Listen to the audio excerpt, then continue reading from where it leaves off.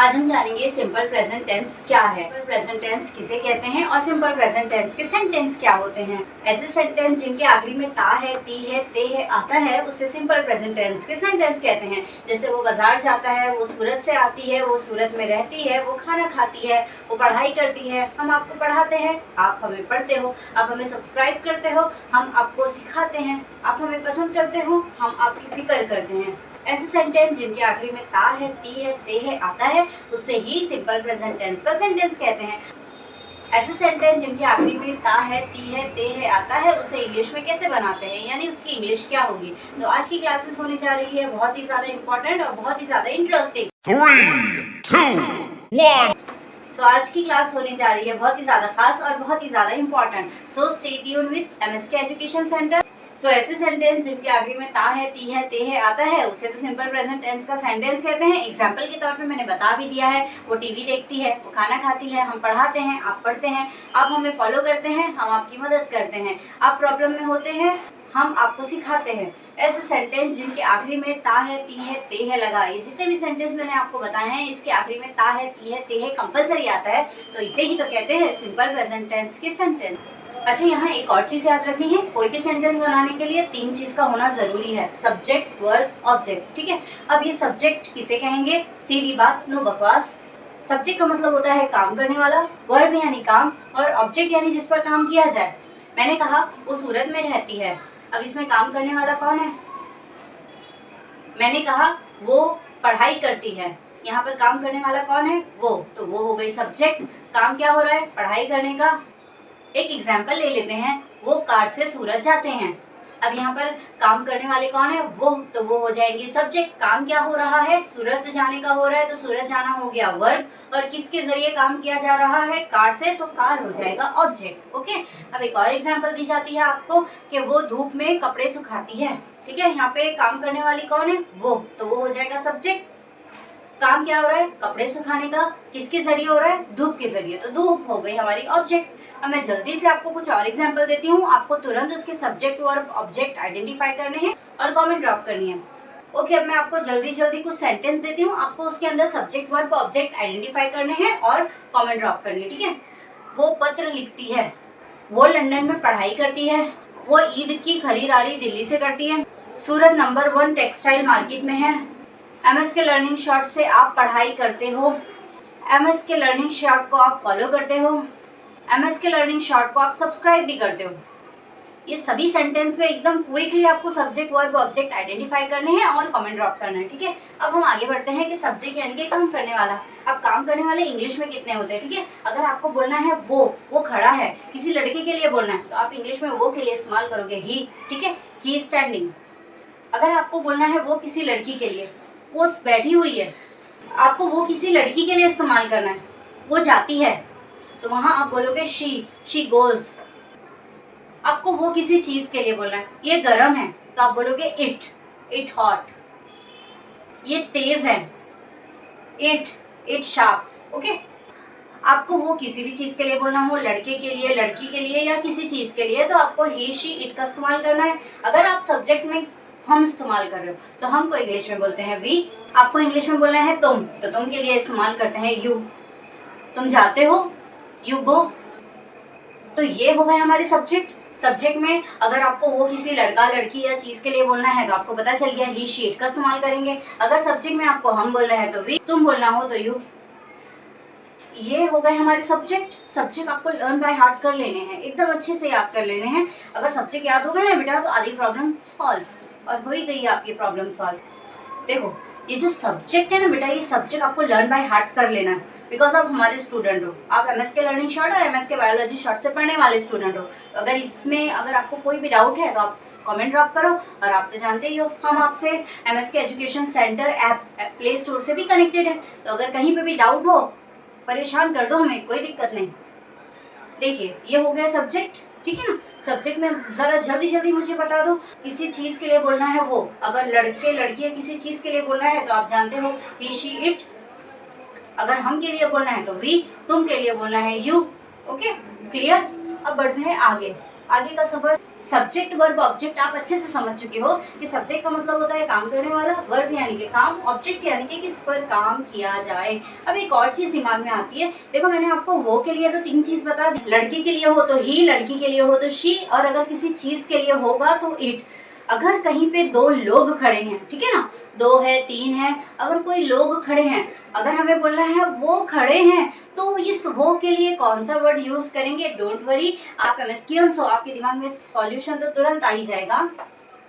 वो के लिए इस्तेमाल करेंगे हम दे, ठीक है। अगर 2 पर्सन है या 2 से ज्यादा पर्सन है, अगर आपको बोलना है ना वो खड़े हैं, तो वहां पे आप इस्तेमाल करोगे दे आर स्टैंडिंग। ओके, अब बढ़ते हैं आगे।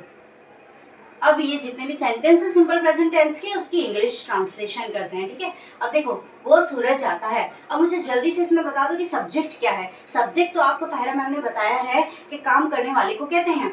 वो सूरज आता है, तो यहाँ पे काम करने वाला कौन हुआ? वो। डायरेक्ट, करेक्ट, वो हो गया हमारा सब्जेक्ट। यहाँ पर काम क्या हो रहा है? जाने का हो रहा है, तो ये जाता हो गया वर्ब, और कहाँ जाया जा रहा है? सूरत, तो सूरत हो गया हमारा ऑब्जेक्ट, ठीक है। ये 3 चीज आपको पता चल गई। अब कुछ नहीं करना है, बस ये वाला फॉर्मूला अप्लाई कर देना है, सब्जेक्ट वर्ब ऑब्जेक्ट, ठीक है। अब सब्जेक्ट यानी कि क्या है? वो किसी लड़के के लिए है, मैंने आपको बताया ही, तो ही लगा दो, और उसके बाद आ रहा है वर्ब। वर्ब क्या है? जाने का, जाने को इंग्लिश में बोलते हैं गो। देखो कोई भी सेंटेंस हो सिंपल प्रेजेंट टेंस का, अगर आपको उसकी इंग्लिश ट्रांसलेशन करनी है ना, तो बस सब्जेक्ट वर्ब और ऑब्जेक्ट लगा देना, ठीक है। हमने यहाँ पे सबसे पहले सब्जेक्ट लगाया, वो का हो गया ही, और दूसरा है वर्ब। वर्ब यानी कि जाना, जाने को इंग्लिश में कहते हैं गो, और यहाँ पर थर्ड पर्सन यानी कि अगर ही शी इट किसी का नेम है सब्जेक्ट में, तो आपको एस या फिर ईएस लगा देना है, और लास्ट में आ जाएगा ऑब्जेक्ट। वो सूरज जाता है, he goes to Surat, okay. वो मुंबई जाता है, ही गोज टू मुंबई। वो खाना खाता है, ही ईट्स अ फूड। वो न्यूज़पेपर पढ़ता है, ही रीड्स अ न्यूज़पेपर। वो बातें करता है, ही टॉक्स। वो पढ़ाई करती है, शी स्टडी। वो टीवी देखती है, शी वॉच अ टीवी। अब यहाँ देखो शी वॉच अ टीवी लगेगा कि शी वॉचेज अ टीवी लगेगा? शी वॉचेज अ टीवी, क्योंकि आपने देखा है सब्जेक्ट में ही शी इट किसी का नेम आता है, तो आपको मेन वर्ब के साथ एस या ईएस लगा देना होता है, इजी। अब देखो बहुत सारे सेंटेंस आपको खुद में बनाने हैं, ताकि आपको चीजें अच्छी तरीके से कॉन्सेप्ट वाइज क्लियर हो जाए। अब वो सूरज आता है, ही गोज टू सूरत। अगर वो आपको बोलना है नेगेटिव में, वो सूरत नहीं चाहता है, तो इसकी इंग्लिश क्या होगी? आपको ये फॉर्मूला लगा देना है, सब्जेक्ट, हेल्पिंग वर्ब, फिर नॉट, फिर वर्ब, फिर ऑब्जेक्ट। अब देखो ये helping verb simple present tense में ना सिर्फ और सिर्फ 2 लगेंगे, ठीक है। एक तो लगता है डू और दूसरा लगता है डज। सिंपल प्रेजेंट टेंस में 2 ही हेल्पिंग वर्ब लगेंगे। सो बेटा आपको जहां पर भी सिंपल प्रेजेंट टेंस के हेल्पिंग वर्ब के बारे में पूछा जाए, तो आपको ये पता होना चाहिए सिंपल प्रेजेंट टेंस है तो 2 ही हेल्पिंग वर्ब है, एक तो डू है, दूसरा होगा डज। अब मैटर करता है सब्जेक्ट के ऊपर। अगर सब्जेक्ट में कहीं पे आई, वी, यू, दे है, तो आपको पता होना चाहिए आप कौन सा हेल्पिंग वर्ब चूज करोगे? डू। अगर सब्जेक्ट में ही, शी, इट या फिर किसी का नेम है, तो आप कौन सा हेल्पिंग वर्ब लगाओगे? डज। अब देखो यहाँ पर जो हमने सेंटेंस देखा है ना, वो सूरत नहीं चाहता है, तो वो यानी कि ही है, तो ही के साथ कौन सा हेल्पिंग वर्ब लगेगा? चेक कर लो जरा। ही है तो ही के साथ तो डज आएगा, तो he does not go to Surat. ये फॉर्मूला है ना, ये आपका हथियार है, ये फॉर्मूला समझ लो। ये फॉर्मूले से आप मल्टीपल सेंटेंस बना सकते हो, ठीक है। पूरा सिंपल प्रेजेंट टेंस का नेगेटिव इससे आएगा। वो खाना नहीं खाती है, she doesn't eat a food. वो बाजार नहीं जाती है, she doesn't go to market. वो पढ़ाई नहीं करती है, शी डजंट स्टडी। अगर मुझे बोलना है मैं पढ़ाई करती हूँ, तो आई स्टडी, और मैं पढ़ाई नहीं करती हूँ तो I do not study. Does लगेगा कि डू लगेगा आई के साथ? चेक कर लो बेटा जरा सा। आई है तो डू लगेगा, ही, शी, इट होता तो डज लगता, ठीक है। अब यहाँ पर है वो सूरत नहीं चाहती है, तो वो यानी कि लड़की है, लड़की यानी कि शी के साथ कौन सा हेल्पिंग वर्ब लगाते हैं हम? शी के साथ लगता है डज, तो she does not go to Surat, easy. अब देखो इंटरोगेटिव के एक सेंटेंस देख लेते हैं। इंटरोगेटिव का मतलब होता है ना जिसमें आप सवाल पूछो, क्या वो सूरज आती है? इंटरोगेटिव हो ना, तो आपको ये फॉर्मूला याद रखना है, पहले हेल्पिंग वर्ब लगाओ, फिर सब्जेक्ट लगाओ, फिर वर्ब लगाओ, फिर ऑब्जेक्ट लगा दो, ओके। अब देखो इसमें कौन सा हेल्पिंग वर्ब लगेगा? जाहिर सी बात है वो यानी कि लड़की, लड़की के लिए हम शी यूज करते हैं। अब इंटरोगेटिव, क्या वो सूरज चाहता है? सवाल पूछा जा रहा है, तो आपको पहले हेल्पिंग वर्ब को आगे रख दो। इसका हेल्पिंग वर्ब हम देख कर आते हैं, वो जाता है किसी लड़के के लिए मैंने आपको क्या बताया, वो अगर किसी लड़के के लिए हो तो आपको तो ही लगा देना है। तो ही होगा तो हेल्पिंग वर्ब कौन सा लगेगा, चेक कर लो जरा। ही है तो हम लगाते हैं डज, तो ये तो हो जाएगा हमारा डज ही गो टू सूरत, क्या वो खाना खाती है, does she eat a food, क्या मैं आपको पढ़ाती हूँ, डू आई टीच यू, क्या आप सेंटेंस लिखते हो।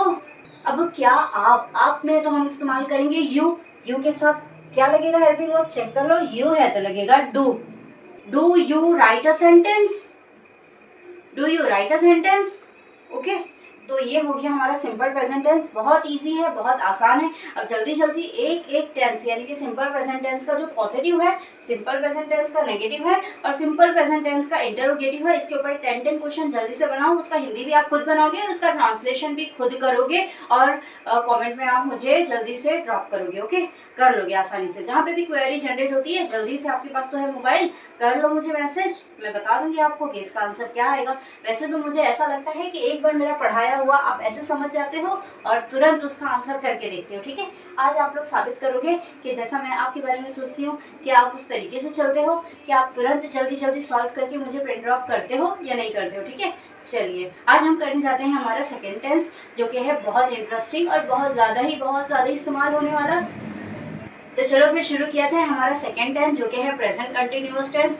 ये टेंस बेटा बहुत इस्तेमाल होता है, बहुत अच्छे से कर लेना है, बहुत आसान है और बहुत ज़्यादा हेल्पफुल है, ठीक है। जहाँ पर भी आपको राह रही के सेंटेंस होंगे प्रेजेंट कंटिन्यूअस का इस्तेमाल करना ही पड़ेगा, तो एक बार सीख ही लेते हैं।